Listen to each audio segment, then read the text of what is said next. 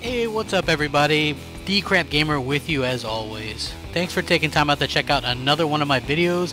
It's always greatly appreciated, and I'm taking a little bit of time in between the amazing Sunset Overdrive, which I'll have a review for here shortly in the next day or so, to do a couple videos.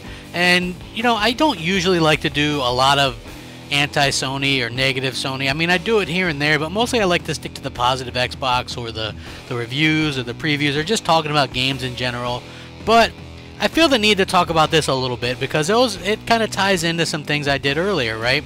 The Assassin's Creed game being one that said they couldn't do 60 frames per second on the PS4. They could only do 900p. Same thing with Far Cry 4, 30 frames per second. This is a trend, right? And I'm not the only one that noticed this, right?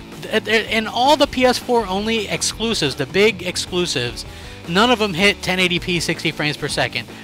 The ones that try the closest are Killzone Shadowfall, which is 1080p for the campaign with the 30 frames per second patch because it was so unstable when it was unlocked.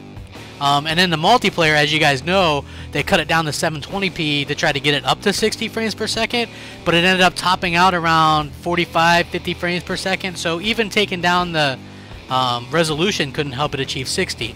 Infamous, 30 frames per second. Knack, 30 frames per second. Drive Club, 30 frames per second. All these games, Little Big Planet, 30 frames per second. With that said, do you guys think that the Xbox One held back the PS4 for Bloodborne? Because guess what? Bloodborne, 30 frames per second, another big exclusive on the PlayStation 4, another 30 frames per second game. What's holding it back? Hashtag no parity. What's the excuse this time, people? What is it?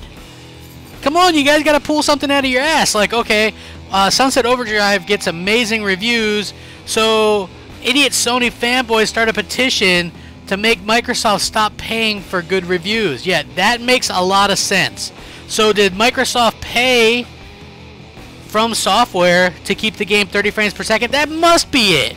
It can't be that the PS4 just isn't as powerful as you guys thought. Come on, you guys have been hyping up GDDR5, for Christ's sake. Come on.